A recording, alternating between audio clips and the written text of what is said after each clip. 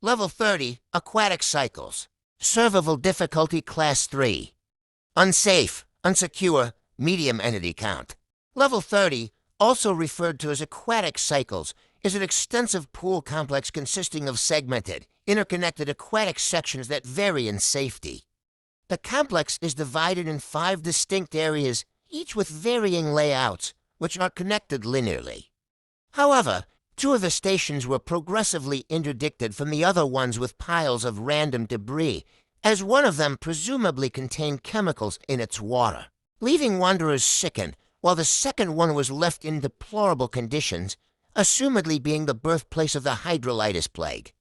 Upon entering the level, one will find themselves in the first station, Totem, estimated to be the biggest and most inhabited out of the other ones. Even though its architecture varies with the different sections, some aspects are common to all of them.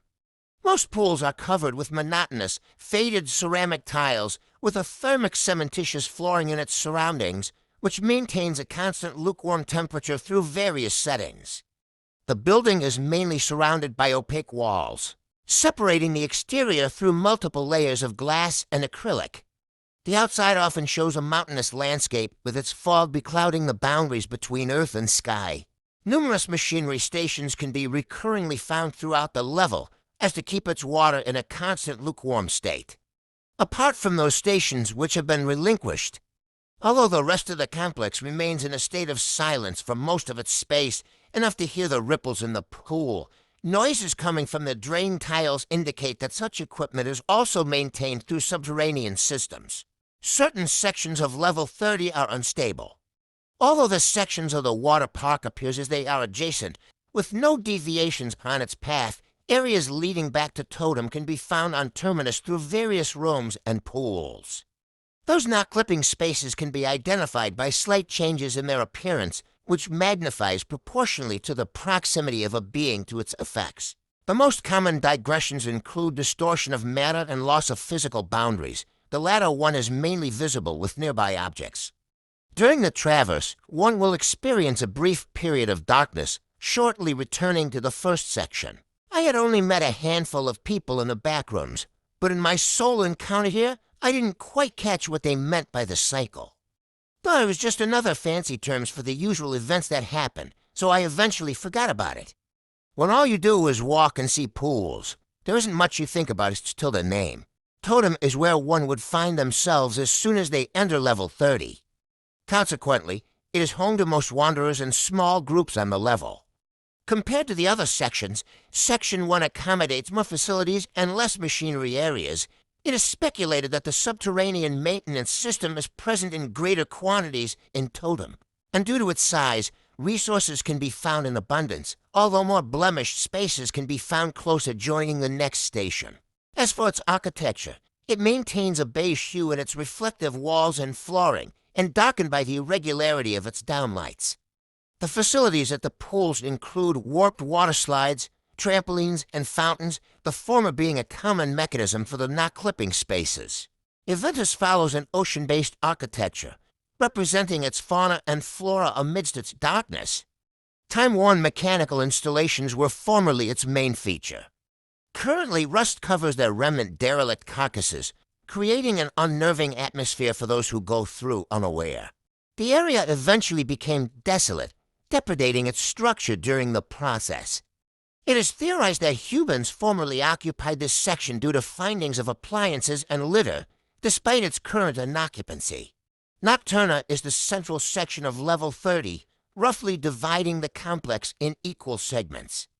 The perplexing layout of Nocturna appears to have been randomly placed. Twisting water slides, which often link to one another, and errant walls augments its instability, forging an area prone to non-Euclidean anomalies, including not-clipping spaces.